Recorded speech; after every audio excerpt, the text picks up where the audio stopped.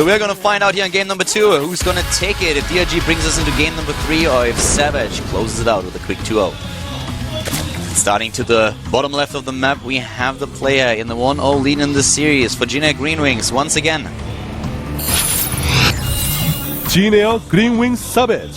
And no Overlord, he's doing it again. Yeah, he's doing it again. As just mentioned, you can do it on this map, and usually you're hoping for a non-cross position, and that's exactly what he gets. Yeah. Because we have the MVP player starting to the bottom right of the map. It is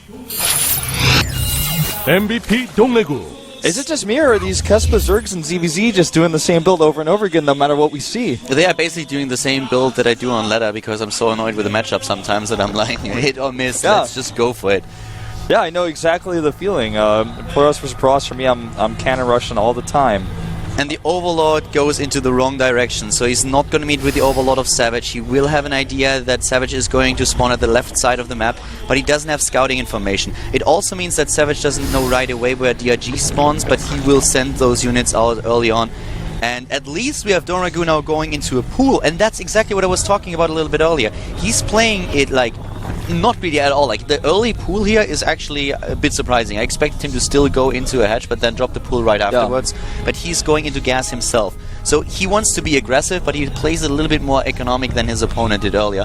And that's a pretty good start, actually, for him. This is like one of the best builds that he could go for against what Savage is currently doing. Yeah, he even goes gas before his hatchery, so he can have a pretty quick speed. So what I feel like may happen here is if DRG holds with flying colors, he's going to counterattack with faster speed and crush Savage. So Savage needs to actually like get the best Baneling hits possible here, and DRG still doesn't know this is coming, and he pulls his lings back.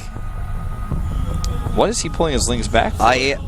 What I actually think he's doing right now, he identified with the timing. He saw the expansion. Okay. He identified with the timing. All right, you have a pool already. You didn't go into a hatch first. So he knows with the Overlords on the map that he can just hide the Zerglings a little bit. He can wait for his speed, and then he just tries to rush him with speedlings. That's kind of the plan that he has.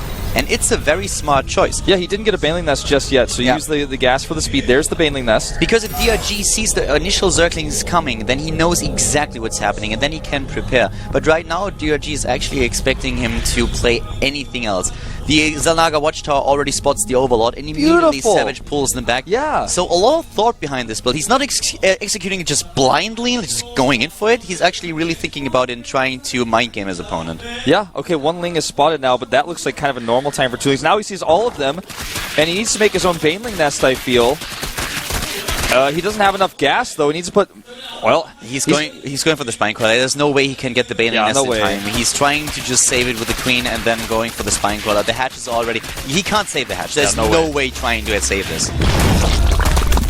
Yeah, but here comes the Spine Crawler. A lot of Zerglings, but he needs... he saw the Banelings as well now. So he needs to make sure that he has... Well, I would actually like to see another Spine Crawler, to be quite frank with you. Yeah, another Spine Crawler making it a lot easier, especially considering he's relying so much against Banelings with Zerglings. I mean, the problem, his thought process, he doesn't want to sacrifice too much for it, so I kind of get what he's thinking here.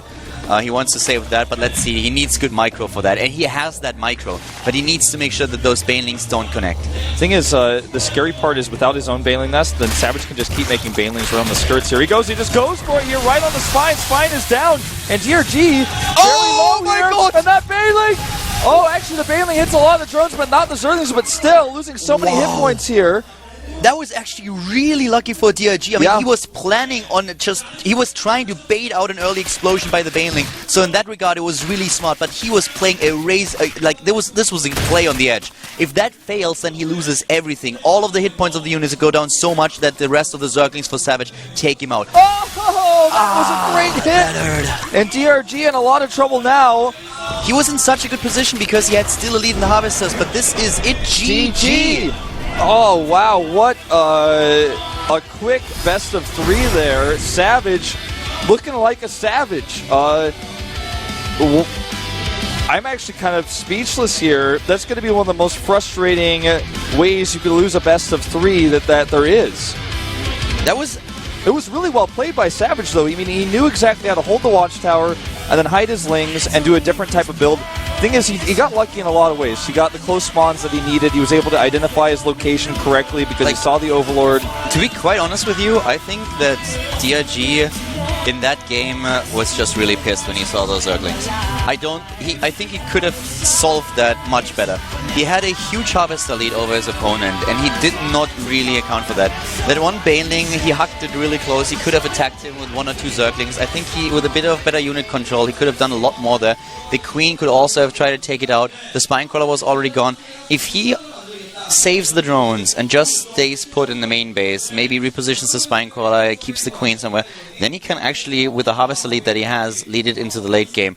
But it felt a little bit like he was so annoyed that he didn't. I don't know. He didn't play.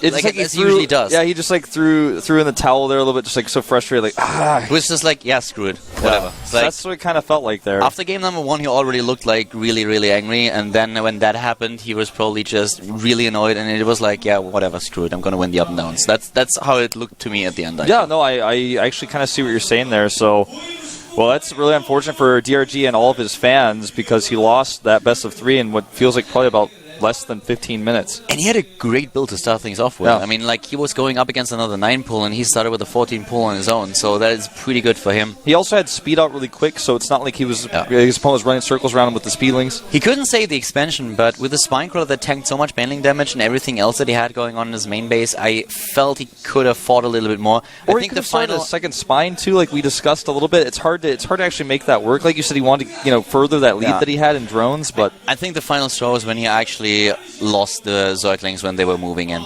But that was a baneling that he knew about. He should have known about it. Probably in the heat of the battle he didn't really see it, or it didn't just... I don't know, it doesn't register in his mind that there was a baneling when he moved the Zerglings back, but like he saw that early. He actually tried to take it out. So, very unlucky for him here, but Savage with very aggressive play. And guys, we have like 10 minutes already, and we have our first break. The first best of 3 is over. We have a 5-minute break, and then we come back with our Protoss versus Protoss. Avenge going up against SOS. See you guys in a few.